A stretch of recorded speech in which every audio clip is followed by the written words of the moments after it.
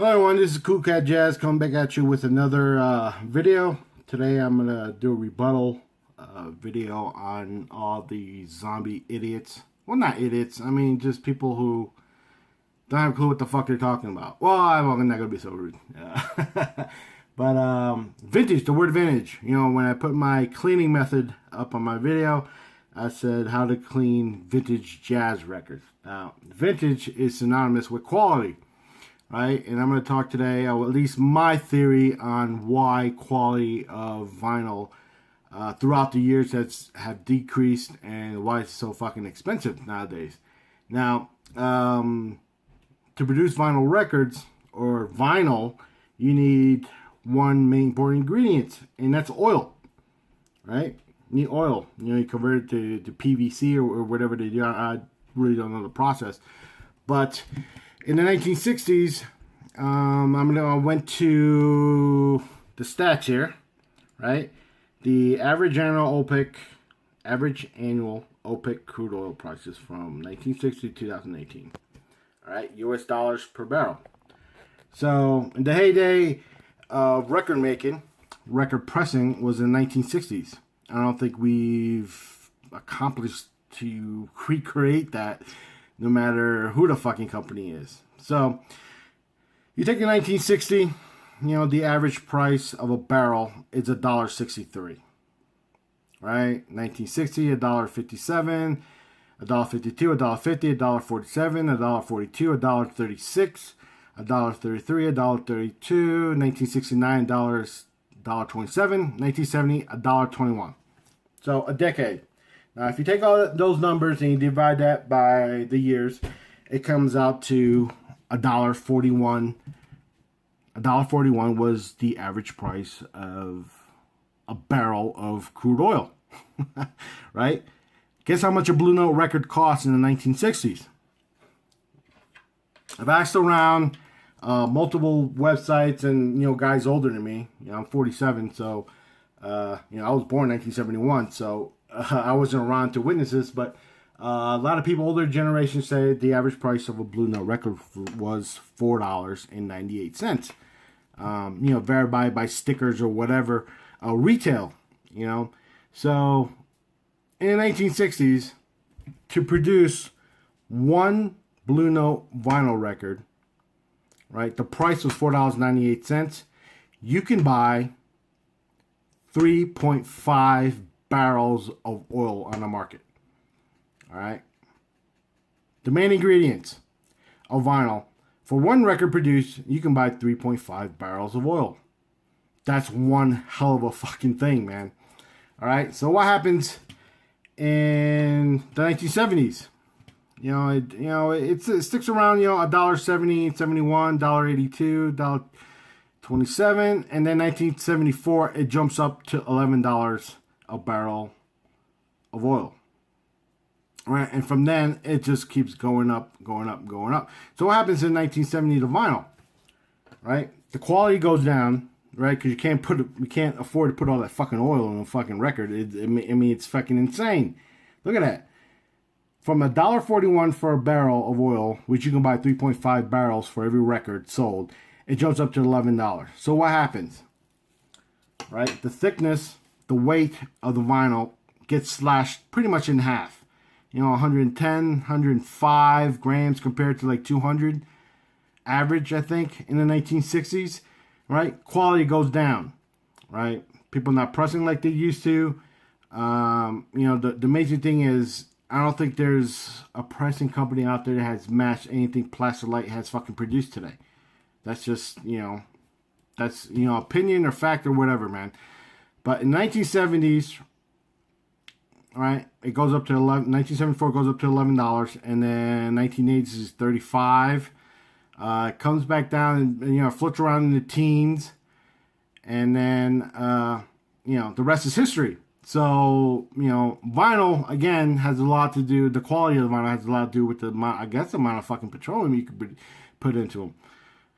Because when I started series collecting again in the vinyl, in the jazz and everything, you know, Classic Records was the first company I bought. Kind of Blue was the first record Kind of Blue from Classic Records was the first record repressing that I bought.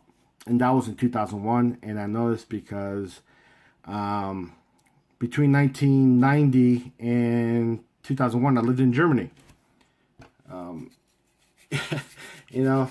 Somebody sent me a message. I guess there's a new guy.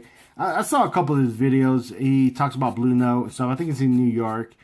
And he came out with a video stating who owns jazz, and that kind of ticked me off. I didn't respond. Who owns jazz? Come on, dude. Whatever. That's a different. I'm not even gonna make a video. I don't care. But I came back in 2001, right? And Classic Records is in full effect, and I think they charged. They were charging, I think, $30 a record. So pretty much there was a $7 difference between the price of a record and a barrel of oil. So it was 23. I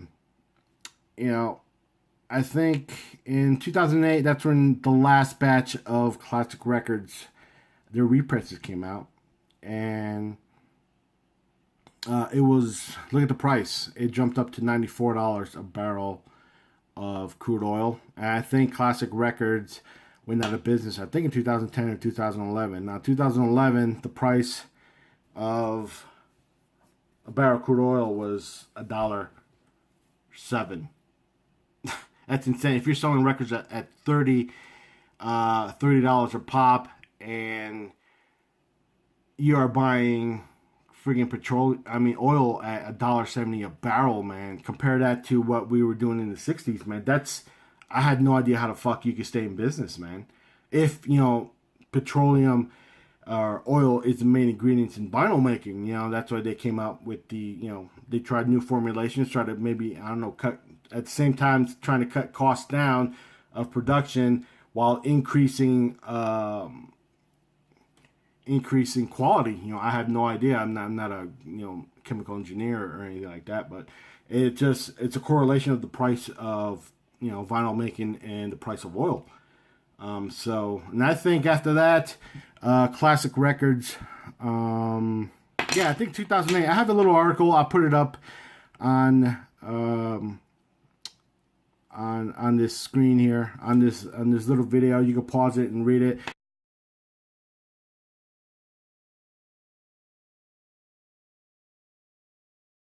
It talks about their invention of the Clarity vinyl. They also had another excellent discussion on the difference between 180 gram and 200 gram. The quality of 200 gram, same pressing, same plate, and everything. Totally trounced their 180 grams, but I think RTI was having problems. They couldn't do a good job at pressing 200 gram vinyl, which was, again, Plastic Light in 1960s, they were doing it like it was nothing. It was just routine for them, and come in the late 2000s, and they couldn't even do it. There was a high failure rate. I wish I would have kept the download of that article, but Quality Records out of Salinas bought the website and everything, and those articles went away. But I was able to salvage the one other Clarity vinyl. Not put it up just for information purposes, so you guys can read. So, 2014 it went down to like 96, and then 2015, 49, then 40 in 2016, 52, and this year so far it's been about $69. So, which is fun, which is great because let me see. Let me go to this website here, Quality. Was it Quality Records? Pressing. I think they just came out. It's sold out already. It's a what's it? Jimi Hendrix UH something, UHQ or something. UHQR, which is one of their new. It's sold out. Basically, it's priced very well. The mono version is sold out, and it's $100.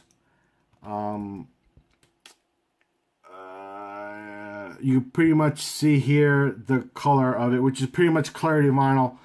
I think it's really, really fucking legit. If they're charging $100 for a record, you better believe that that shit's going to be absolutely quality. You can just tell, but again, just by the price of oil, you know, they have to make a profit too, man. You know, so $100, I guarantee you that fucking record is fucking top notch, man.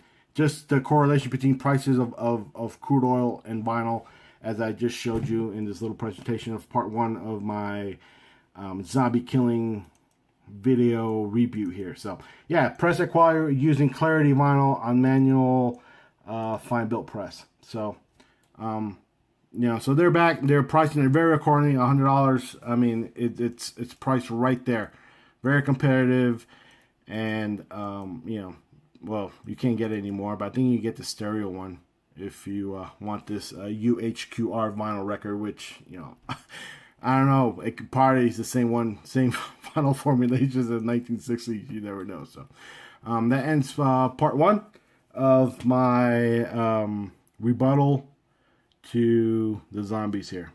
Peace, and you know, part 2 coming up.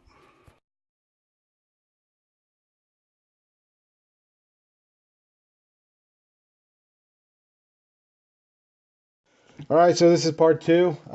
This is a big FU to all the oxygen thieves out there that gave me flack for attempting or you know, showcasing that you can use enzymes to clean your vinyl records. Now, these are all the products that are out on the market. Enzyme cleaning right now is getting on full force. Actually, in the last Expona, there was a guy who, I guess he came up with a business where he can clean your enzymes.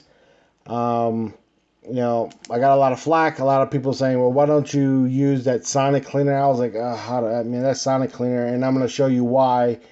You know, a lot of people did those DIY, those sonic blasts, you know, cavitation cleaning thing, but, you know, that kind of shit, I really didn't convince me, and I'm gonna show you. I'm gonna throw up a couple of videos, and we're gonna go through it. So these are the products that are on the market.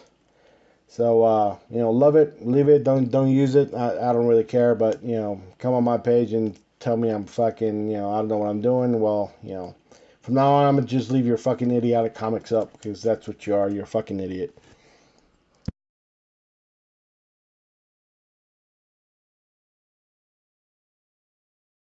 People, so my enzyme cleaner or my video of cleaning vintage vinyl went up. I think I put it up in February 2018. This right here was published April 2018, so a little over 3 years. And this is where my enzyme cleaner, I guess, ended up. I mean, I don't think I'm the first one to do it, but check this video out here. Another machine. Hi there. Mr. Bremer, I've been looking for this time. Here I am. My name's Steve Evans. Nice to meet you. Nice to meet you. We are launching or bringing awareness to our record cleaning service.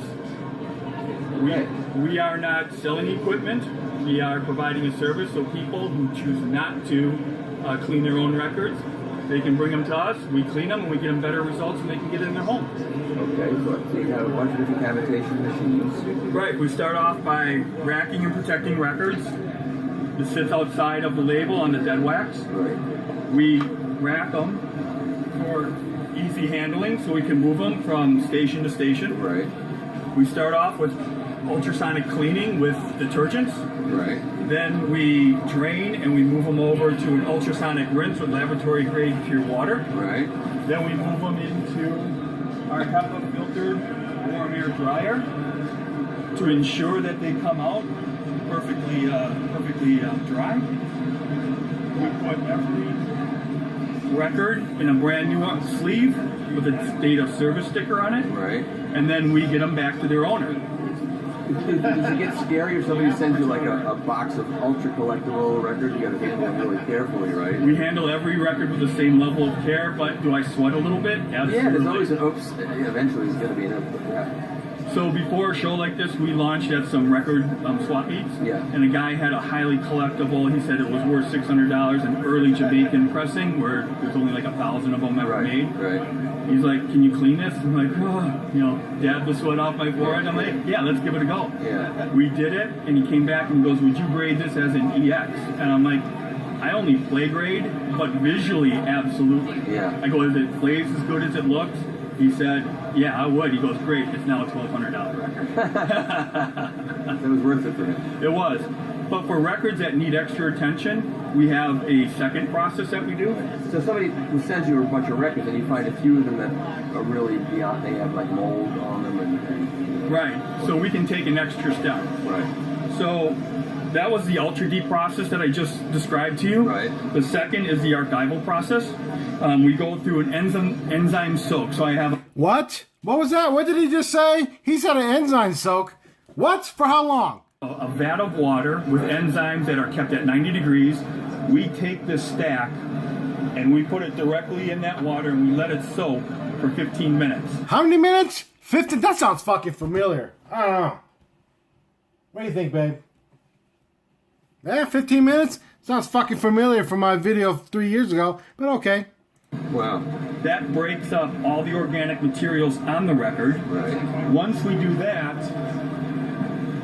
we take it off the rack and we do an extremely thorough lab water rinse to get all the enzymes off. On the VCS. Yeah, this is a project. It really works well for us because when we take... All right, so you guys get the picture, right? I'm so crazy. All these fucking negative shit that people left on my video. Yeah, well, F you. This is the cavitation machine I was talking about. This video is called "If Cure Moose Audio Record Cleaning Ideas Are Correct, Everybody Else Is Wrong." So pretty much he goes into ultrasonics to restore LP sonics to their potential. Basically, it's just a video of him Milliliters of going through his cleaning act, contaminants in your air. Same thing like air drying. Whatever you have here in dust, like we have a headlight going up here or a flashlight, you'll see the dust in the air. So you know, I used to have a friend. She used to work for a company out in Atlanta that dealt in mold, specifically mold in businesses. So you know, wherever I guess Atlanta has a mold problem or something. You know, I guess the humidity, the heat, and all that other shit. You know, guys used to go out to these businesses and spray these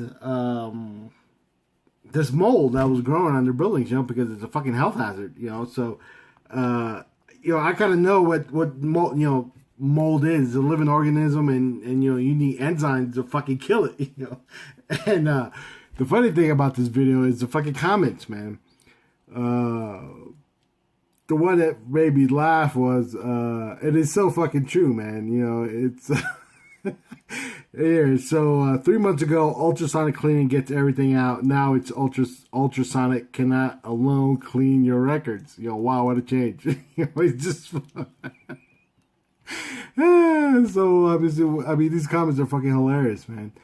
But you know, just the way that people, you know, I don't know, you know, you swear by them. You know, it's your money. You spend however, you know, vinyl collecting, this whole, you know, second market of cleaning and everything is just a, you know, people do anything to get your money, man. Okay, so we've... But it's a really good video. Why have we softened it? Our bath is at 35 degrees Celsius. You know, it's... As far as I know, it had never been cleaned, and it showed up that there was soap on it. Now we're taking... let's get a brand new sealed... I mean, it's... Nothing. So we had that was a brand new record, right? That supply just a grade 1 microfiber cloth. Of course, they That's didn't optician's have, cloth. They didn't have that kind of microfiber cloth. In the 50s, they used something not as good, right? Something is not as good, but it was still lint-free. So they called it a lint-free Glasschiste cloth, which was for glass making. So that's what the curators used. How often do you have to change those? All those, right. Like, of records, that's what you do. Okay. It's the price we have to pay with no... There's something that struck me here. Hold on. And more so, they make the record look... Let me find it real quick. so I found the place I was looking for, and I'm gonna play it here for you guys.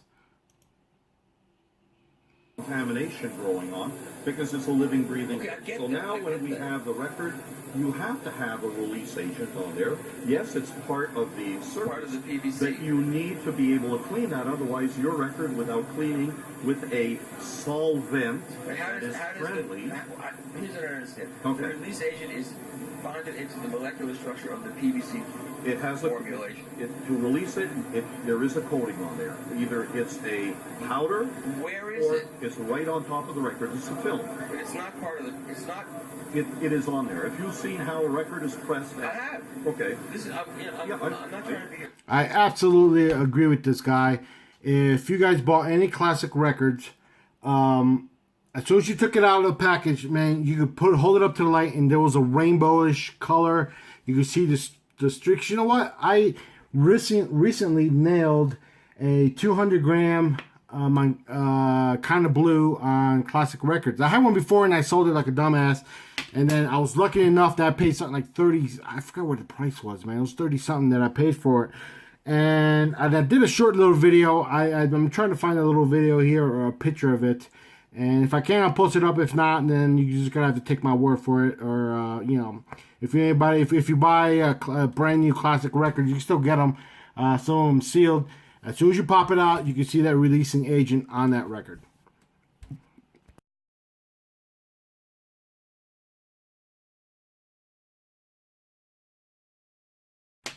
All right, people, this is the third and final chapter of this rebuttal FU video. And the main culprit is this.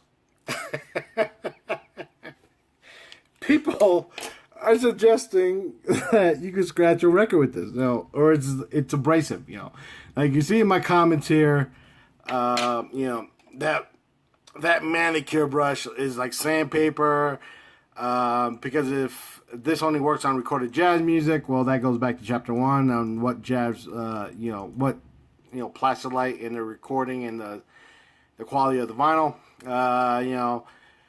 At 4:1, it looks abrasive as fuck.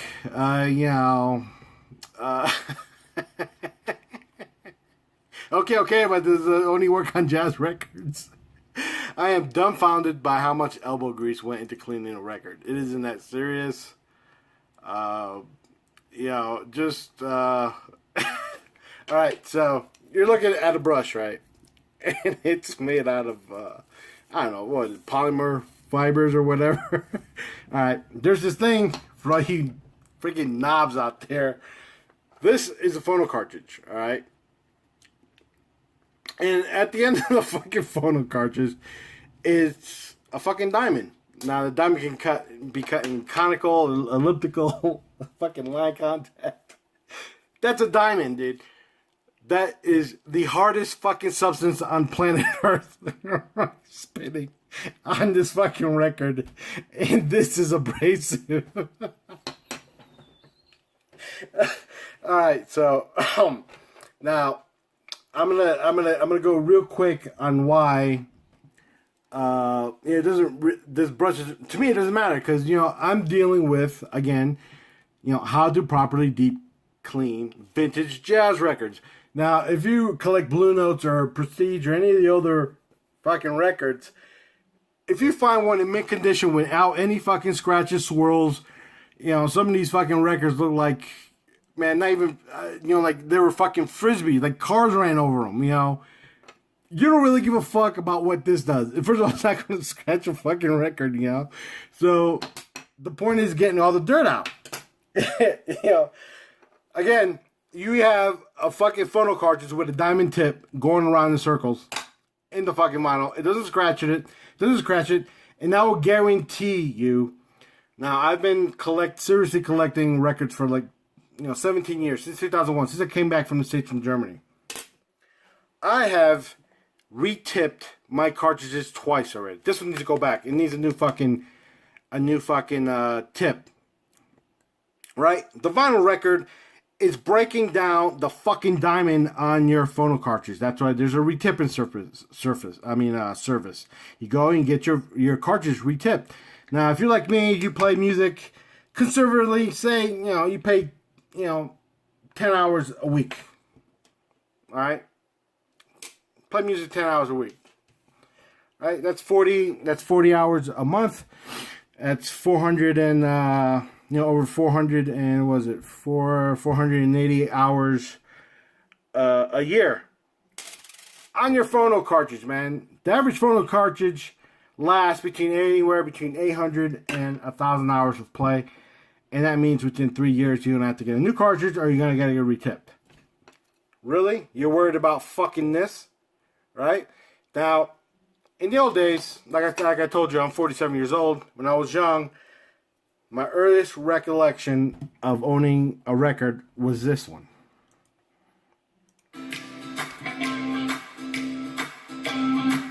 Well, I love a rainy night.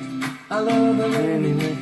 I love to hear the thunder, watch the lightning when it lights up the sky. You know it makes me feel good. Well, I love a rainy night, such a beautiful sight. I love to feel the rain on my face, taste the rain on my lips. In the moonlight shadows,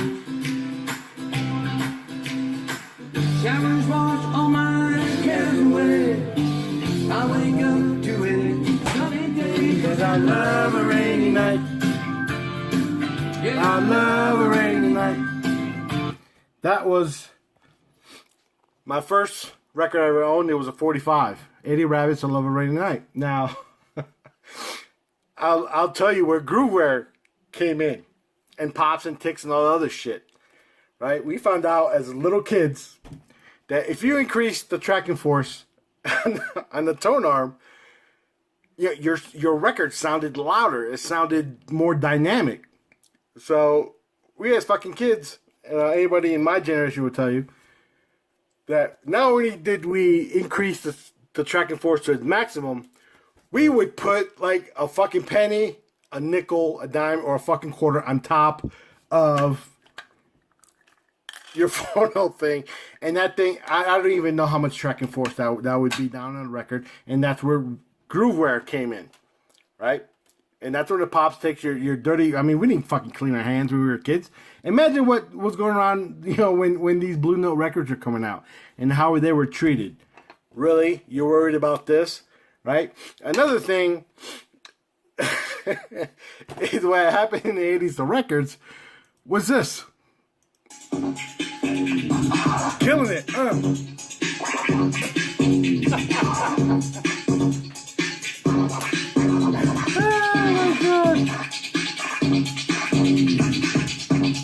Again, that is a record. That is a fucking diamond tip on that. The hardest substance on the planet.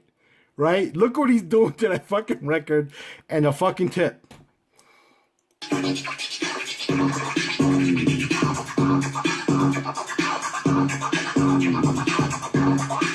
killing it, man. That's old school right there.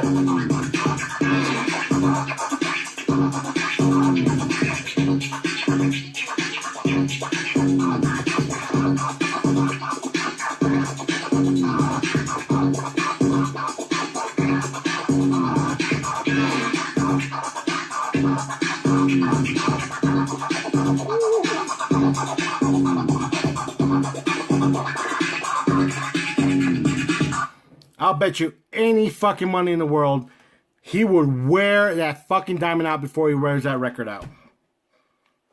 Now, back in the day when I was DJing, back in the 80s, I had a fucking awesome hip-hop collection, man.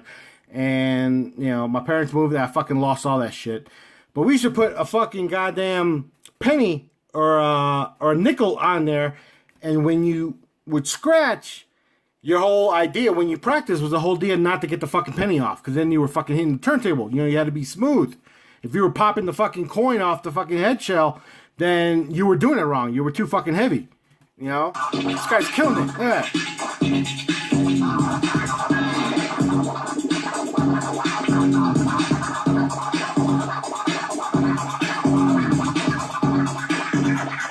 There you go. Really? You are worried. I can't fucking do a fucking video about this being too abrasive to a fucking record that I just showed you the quality of fucking vinyl was produced in the 60s. You think this is your biggest fucking worry? Really? Too abrasive?